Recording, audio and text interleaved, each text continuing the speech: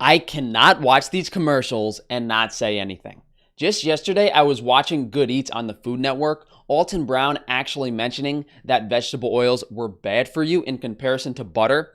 Ironically, the first commercial after that was for Country Crock margarine, then a second commercial for Mazola corn oil. I can't make this shit up.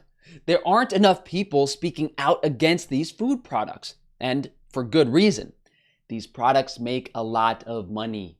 When we talk about vegetable oils, what we actually mean is vegetable seed oils. But just think about it. Vegetable oil? What the hell is a vegetable oil? How many vegetables do you need to make an oil? How much corn, soy, cottonseed, rapeseed is required? Whose idea was it to eat these foods in the first place? Canola oil is used as biofuel. Safflower oil was used in the paint industry. Soybean oil is a byproduct. Now, there are some plant-based oils that aren't nearly as bad, such as olive oil, coconut oil. This has to do with how the product is made and the omega fatty acid profile. Look at this marketing. We bring a taste of the country to every family table. We start with simple, farm-grown ingredients and slow churn them in Kansas to make delicious, rich, creamy, buttery spreads for everyone to enjoy. It's soybean oil! Is this a joke? They literally use soybean oil to induce oxidative stress in cholesterol.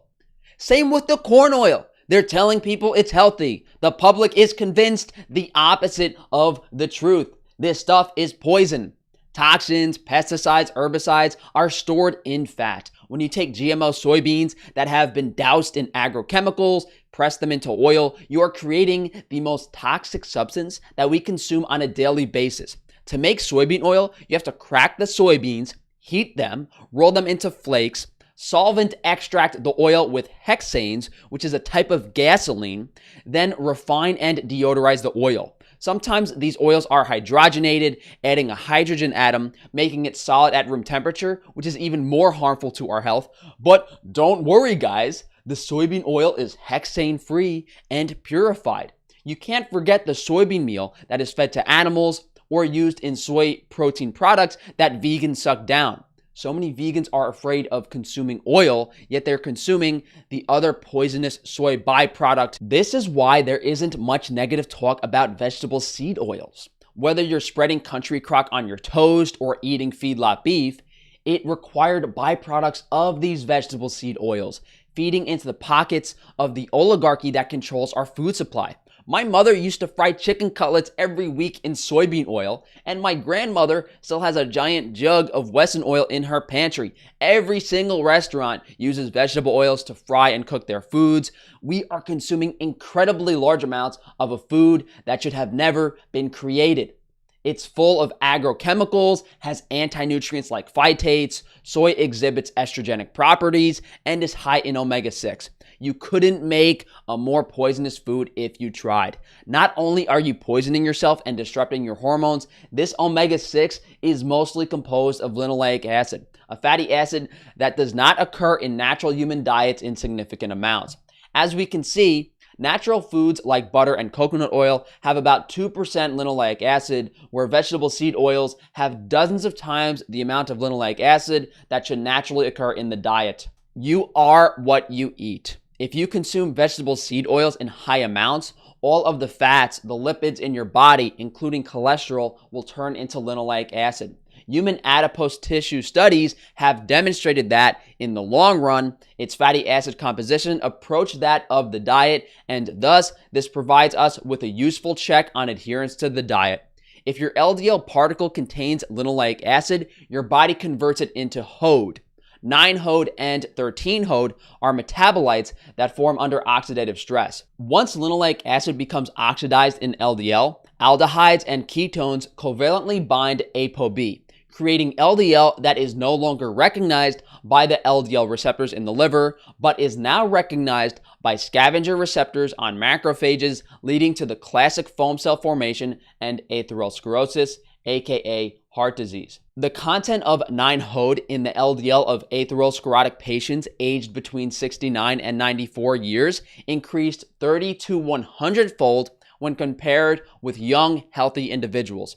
Interestingly, studies have shown the animal form of omega-6, arachidonic acid, has prevented this oxidation of the plant omega-6 linoleic acid. Plant version bad, animal version good. The opposite of what everyone believes. If we can't even convince the public not to suck down this poison, we will never move in a positive direction for our health. Yes, sugar's bad, white flour's bad. There's so many inflammatory plant foods in our diets now, whether it's because of anti-nutrients like lectins and beans, how we make our modern hybridized wheat, whatever it is. All of this stuff pales in comparison to how dangerous vegetable seed oils are. And they're in everything. You go to McDonald's, it's in the bun. You buy honey buns, you buy any processed food in the store, chances are it has some type of vegetable seed oil. It's in Beyond Meat, the new plant-based burgers. It comprises most of the calories. It's in our meat. It's in our pork. It's in our chicken. It's in our beef because we're feeding the animals the vegetable seed oils. You cannot avoid this poison. You go buy your Butterball turkey for Thanksgiving, you're sucking down linoleic acid. It's never ending. It's never, I don't know if this, out of every single thing that's negative in our diets now, it's so big and the infrastructure is just so conducive to making money at this point that they don't have an alternative.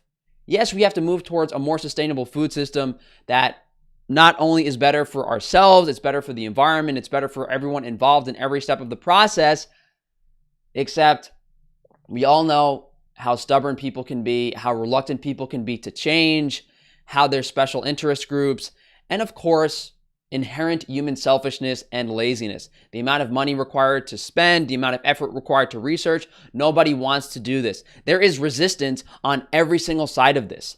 The people in control are spending a lot of money to prevent anything positive from happening, and the people that are under this control are okay with it because they don't want to change. They're apparently happy doing what they're doing now. I don't know. I'm losing my mind, guys. This is completely crazy that it's not, and you can't convince people either. You can have a conversation with someone and the appeal to authority and the conventional wisdom, no matter what comes out of my mouth, I could be telling you how to make $10 million in a week and people don't listen to you because that's just how it is. What are you going to do?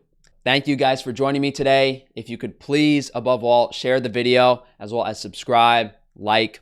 If you guys do want to support me further, definitely check out Frankie's Free Range Meat, high quality, nutrient-dense animal foods at an affordable price. You can also check out Frankie's Naturals for minimal ingredients, minimally processed hygiene and cosmetic products. Thanks again for joining me, guys. Enjoy the rest of your day.